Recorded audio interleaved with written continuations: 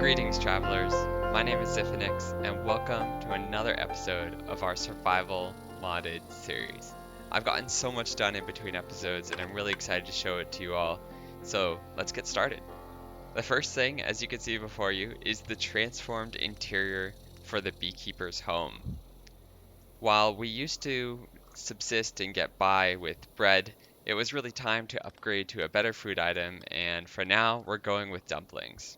As you just saw, it takes a few different ingredients in this lovely cooking pot, including some onions, cabbage leaves, some bacon made from raw pork chops, and then some, I believe it's spaghetti, or raw pasta made from wheat and water.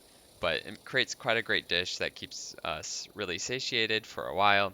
And I truly love the cooking pot and sort of oven below it that's added by the Farmer's Delight mod because it adds so much movement and life to this area. But there's some other great things to show in this interior. Up above, we got some awesome storage and some hanging pots. And as we move down, we have the dining table and a little statue here, which perhaps we can imagine as a local deity or god that is celebrated in this area. Now in the corner here, if you remember, we have the honeycombs being delivered from the automatic farm below, and I've added a few cabinets where we could put the other ingredients to make candles and store some extra copies. Turning over here, we used to have a door right here where this picture frame is, but now we have a cozy little bedroom with a bed, some storage up above, and this right here is actually an obituary from one of the times I died, all the way back in May. And you can see all the things I had on me at the time, which is interesting and a great little memento to keep on the wall. Lastly, right here we have a little, oh, I just picked up a honeycomb somehow. Lastly, as we come up here, we have some storage and some rice bales, which would make sense given the area. Let's stick this back in here. All right, so let's head to the backyard. And as you can see, there's some progress that has been made beyond the green pancake, which we're going to talk about in a second. But before we get to that, we have pigs. It took me forever to find them, but we finally did. And I don't actually know which mod it is, but one of the mods in this pack that I've created makes it so that when you breed pigs that they don't just create one baby, that they can create up to 4, it seems, at the same time, which is really great for making pork chops a better food source than they are normally. So that's really cool, and they look great in here in the little pen we created. Alright, so this is the beekeeper's house. I'm really happy with it. Moving out here, we also have a brand new pond. It's not fully completed, but it shows some of the elements that we're going to add to this area and the ways we can vary it up to make it feel like a live, vibrant village. And as a result of the mod pack, we have all these great different plants and flowers that we can add, including these huge lily pads and some of the drip leaves, which are actually from vanilla Minecraft, that really bring this pond to life. We're going to be adding structures and such here, but for now it's just a peaceful little area right next to the beekeeper's home. Alright, so as you can see from the mini-map in my top right, there have been some massive changes to this area. And I think to truly encapsulate it and to show you what has changed, we really need to take to the sky. So let's do a quick overview using the time lapse, and I'll show you what I've done. Be right back.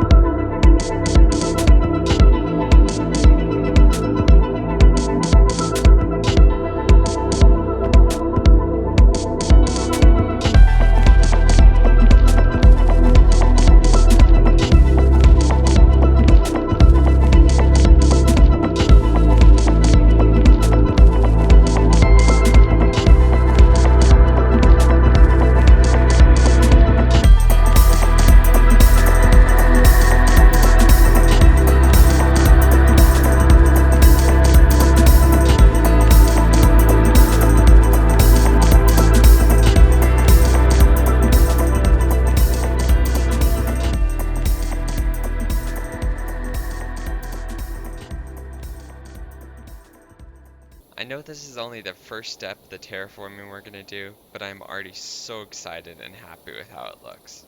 Now, to quickly go over what we have in front of us, each of these semicircular platforms, let's say, is going to be filled with water and then with rice fields.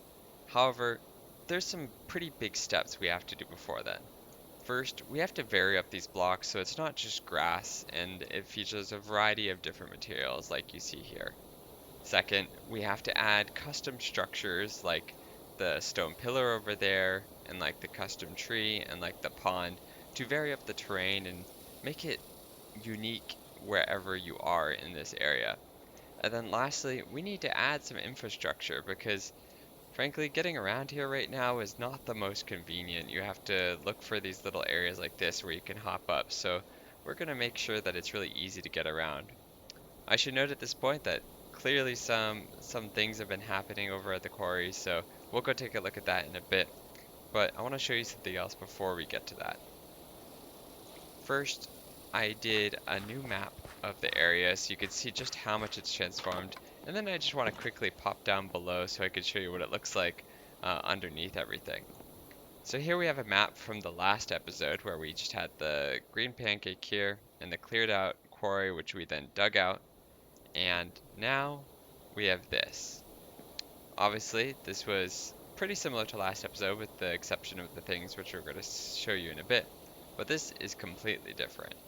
Now, I do need to replace these two maps right here because I forgot to wait until all the dirt had transformed to grass, but it looks completely different. One quick note, this area right here, which is still remaining and not in this pattern, I think I'm going to turn that into a little bit of a swamp or something a bit unique. So more on that to come. Then, obviously, I haven't had any time to make progress on the interior of this, but we're definitely going to get to that. Oh. Alright, let's pop down and real quick take a look at underneath because I think it's pretty cool. Not too much has changed under here other than having a vast field of torches. The sugarcane farm is still pumping away and as is the honey farm behind it right here. But as you can see, this has been fairly leveled out because I needed to get the dirt from somewhere, and we have plenty of space for other automatic farms and things, which we will probably add to today. It looks over here like there's a space somewhere. Huh. Oh, that's probably where the staircase is, and it's just shining through a slab. But anyway, this is what it looks like down below. So next up, we're going to take a look at what's been done to the quarry and talk about what else we're going to achieve in this episode. See you in a second. So let's talk about the quarry. What you see here is a very boxy, flat structure on the right, and then a bridge that has a little bit of detail but still needs some work in the middle, and then something beyond there. So let's actually talk about the thing down here first. As I mentioned previously, I want an easy way to transport materials from down in the mine up to the surface where they're sorted and easy to access, and this is the first part of that. What we have here is a very simple sorting system that takes the materials that are sent up here and organizes them into boxes. For this, I've started with cobblestone and some other miscellaneous blocks that I'm getting in large amounts, but I also want to extend this and perhaps dig down into here to make sure that the other items are sorted as well.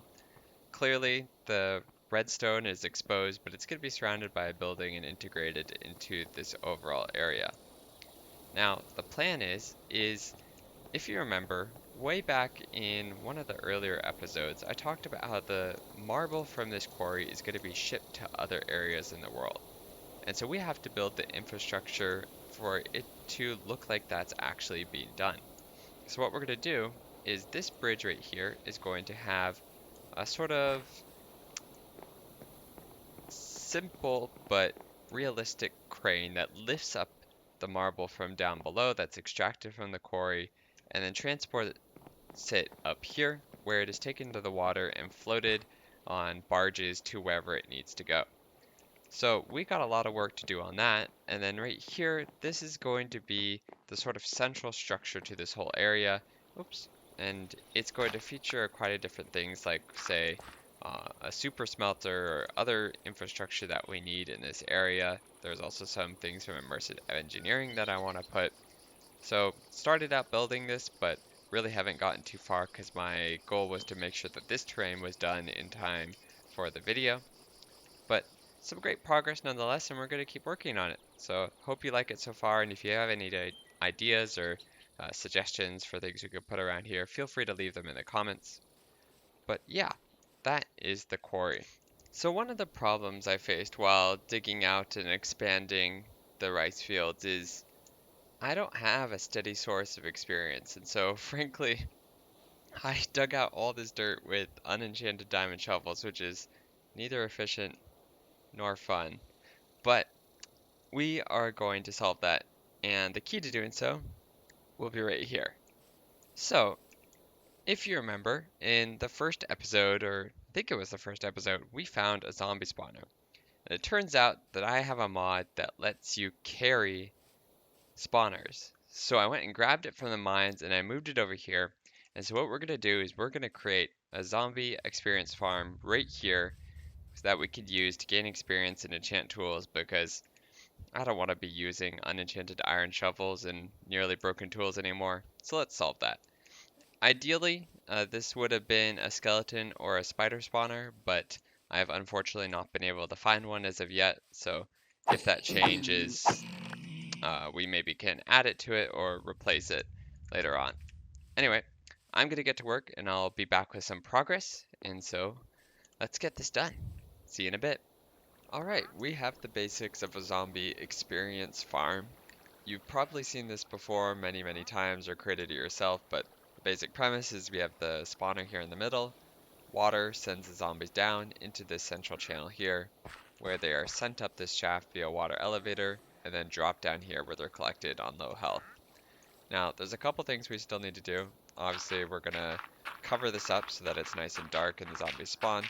But then we also need to create a collection system here. I'm not sure if I'm going to keep all the rotten flesh that we get. I know we could trade it with villagers for some emeralds, but not quite sure if I want to do that yet. But I do want to make sure we get any other useful things that they drop. And then second, we need to make sure we have an off switch. Since this is in a bit of a central area, we want to make sure that we can turn the farm off when I'm not using it so that zombies don't gather up and cause lag. So we're going to do those two things, and then up above, we need to hide the rest of this shaft. So let me show you that. Coming up here, let's go up into the well. Alright, so as you can see, it comes up right here and then sends the zombies down. This obviously doesn't look too great, so what we're going to do is we're going to cover it with another one of these stone pillars or something similar to it, which will make it look a lot nicer and keep it functional and working. Oh. So I'm going to get started on that, but let's just confirm that it is in fact working down here. Yep, looks like we have some zombies being collected. And if we hit them with some dirt, there we go. Easy to kill. And we're finally getting some experience. So, alright, let's finish this up, turn this into something working. I know this doesn't look too great. At some point, I'll probably do something to make it look a little nicer. But since it's down below here, I'm not overly concerned about how it looks. But we'll see. Alright, see you guys in a bit. Let's finish this up. The zombies experience farm has been finished and it should be working perfectly. We have two pistons on each side, and depending on which one you click, the zombies should either survive or die. So, like that. This is for when I want to collect the experience and such. And then we push this in and push the trapdoor, and they should die like that. Perfect. Then down below, we have a little collection system that's just gathering up whatever stuff is dropped from the zombies. Again, don't know if we're going to keep all the rotten flesh, but for now we will. As you can see, we have 30 levels, so we're going to do some enchanting. We've been using this sword since the very beginning of the series, so I actually want to keep it before it breaks, but we definitely need a new one. So we're going to try to enchant either this sword or this axe, and we'll see how it goes. Let's throw this in. Committed 3. I don't really know what that does. Efficiency 4. Okay, given that I don't know what the committed 3 does, let's actually go to the shovel too. Fortune 3, we don't really need that on a shovel. So let's put Diamond Axe in. Alright, let's hope that we get efficiency 4, unbreaking 3 minimum. It would be nice if we got something else on top of that too. We've been so unlucky. That's okay. Efficiency 4 will be great. And then I guess we'll just use this as our weapon for now, and I'll enchant this again in a bit after getting some more levels. But while we wait for the zombies to gather up, let's go take a glance at what I've done up above. So to hide the zombie experience farm, I've created another one of these stone pillars, a little bit different from the first one. This one kind of peaks at the top, whereas this one has a little bit of a platform. Some of the foliage around, like these vines or glowberry vines and such, are still growing, but once they do, it should look really nice. So far, I'm pretty happy with it. One thing I do want to note is I don't think that these pillars should stay just like they are. It would be really nice if there were little pathways up to them, or maybe even little structures on top. If I were living here in this village and we had these pillars around, perhaps like a watchtower or something similar, it'd be great to put on there, and it would give a really good view of the surrounding area. So that's the plan for those, but it nicely hides the zombie experience farm, and this little nature area, let's say, is looking quite nice around here. A lot of bamboo, a lot of foliage, a lot of plants and such, so really happy with it. But what we're going to do now is we still need a sword, so I'm going to get up to 30 levels, and let's enchant another diamond tool and see what we can get. I'll see you when I have 30 levels. Alright, I have 30 levels again, so let's do some more enchanting. I've grabbed some extra diamonds so we could get all the gear we need right now. Let's try this first. Poison Cloud 3.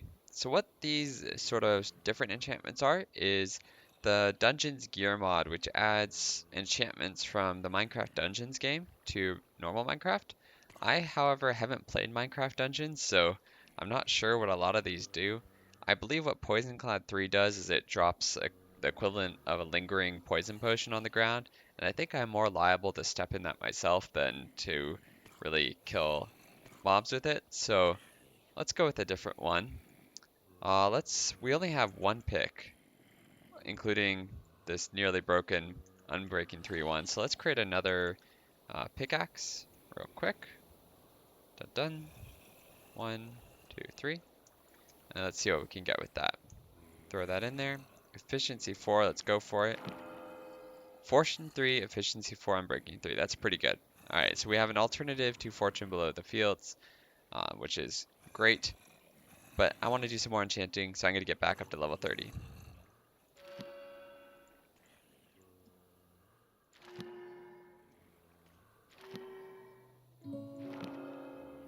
As I was grinding for experience, one of the zombies dropped a backpack, so let's take a look and see what's inside it. Ah, nothing much. Sometimes they have really good stuff, but this is just bread and some beetroot seeds, I guess. That's alright, it's an extra backpack in case we lose ours. I'm going to get back to it.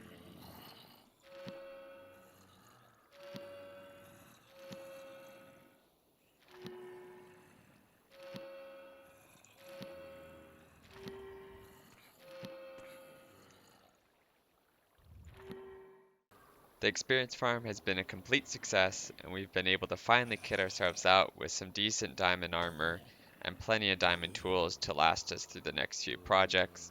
In the future, of course, we'll have villagers and use that to get the perfect set of tools, but this will do for now, and we're no longer in iron armor. I did actually end up getting rid of the Dungeons gear mod, although it added some pretty interesting weapons. The enchantments were pretty annoying to cycle through because there were just so many of them, so maybe I'll add it back in the future, but for right now I removed it. That said, I would like to redeem myself. We got another backpack here, and unlike the first one, which didn't have anything in it, this one does. So we got 2 music discs, which is awesome, some other resources, but most importantly we have this. Looks like an enchanted book, but what it actually is an ancient tome. And so what these could do is they actually increase the maximum number of enchantments of a certain type you can have on a thing. So this one's for Riptide, but there are other ones for like Unbreaking and Sharpness and all the usual enchants. And so they're really awesome to get. If we haven't tried it in the future, we can enchant it with that. But with that said, let's head upstairs. Now that we got armor and an experience farm and these the rice fields created, there is so much we can do now in front of us, and I'm really excited to get started on it all. One of the first projects we're going to have to do is actually probably create a moss farm because it's one of the blocks we need to vary out the fields and decorate quite a bit. For the moss you see up on the pillars, I've been actually just going to an underground cavern and gathering it by hand, which is not ideal. So we're going to change that. But for now, thank you so much for joining me. I hope you've enjoyed this episode and had a great time seeing what we've done and all the progress we've made. So stay healthy, stay safe, and I'll see you in the next one. Goodbye!